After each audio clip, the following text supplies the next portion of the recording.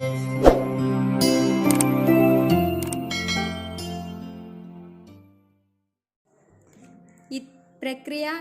ప్రాచీన పద్యం.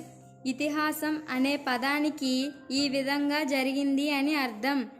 ఇతిహాసంలో కథకు అధిక ప్రాధాన్యం ఉంటుంది. రామాయణం, మహాభారతం ఇతిహాసాలు. ఇతిహాసాలలోని మూల కథను తీసుకొని వర్ణనలతో ఛందోబద్ధంగా పద్యాల రూపంలో కావ్యంగా మలచి రాయడమే ఇతిహాస కావ్యం. ఈ కావ్యాలు కవి ప్రతిభా విశేషాలను వెల్లడిస్తాయి. అద్భుత కథాగమనంతో పాఠకుల మనసుల్లో చెరగని ముద్రను వేస్తాయి. ప్రక్రియ గేయ కవిత. గేయ కవిత పాడుకోవడానికి అనువైనది. మాత్రా ఛందస్సును అనుసరించి నడుస్తుంది. లయాత్మకంగా సాగుతుంది. మానవాళి శ్రేయస్సును, సమాజ పురోగమనాన్ని, లోక కళ్యాణాన్ని కాంక్షించే గేయాన్ని అభ్యుదయ గేయం అంటారు.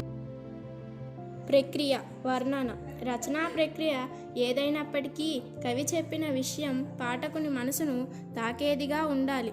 అతడిలో భావ సంచలనాన్ని కలిగించాలి. కవి తన రచనతో పాఠకునికి లెంకె వేసుకొని తనతో పాటు నడిపించాలి.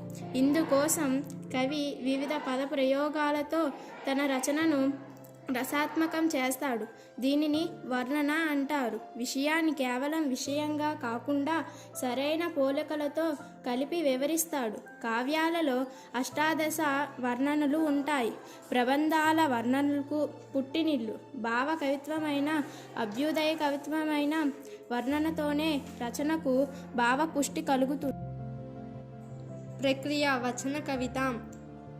పద్యగేయాల్లో ఉండే ఛందో నియమాలతో సంబంధం లేకుండా వ్యవహారిక భాషలో లయాత్మకంగా సాగే కవితను వచన కవిత అంటారు. సరళమైన పదాలు, వాక్యాలతో ధ్వని గర్భితంగా ఉండే కవిత వచన కవిత. రచయిత తాను చెప్పదలుచుకున్న భావాన్ని సూటిగా స్పష్టంగా చెప్పడం వచన కవిత ప్రత్యేకత. ఆధునిక కవిత్వానికి కొత్త నెత్తురు ఎక్కించిన శ్రీ వచన కవితకు పట్టం కట్టారు. ప్రక్రియ పద్యం. సాహిత్య ప్రక్రియలలో విశిష్టమైనది పద్యం. ఇది ఛందోబద్ధమైనది, లయాత్మకంగా, గానయోగ్యంగా ఉంటుంది, ధారణకు అనువుగా ఉంటుంది.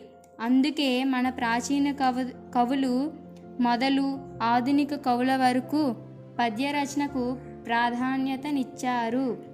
కవి తన రచనలో భావ వ్యక్తీకరణకు అనువుగా కొన్ని ప్రత్యేక పద్య శైలులు ఎంచుకుంటాడు.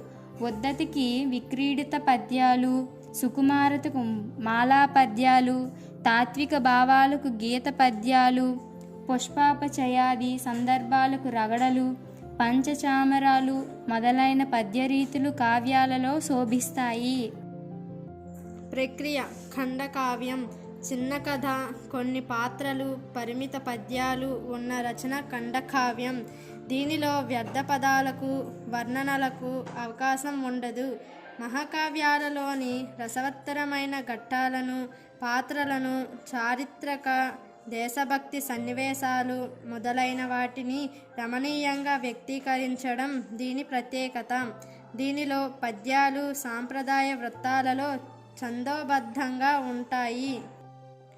ప్రక్రియ ఆధునిక పద్యం. తెలుగు సాహిత్య ప్రక్రియల్లో విశిష్టమైన ప్రక్రియ పద్యం.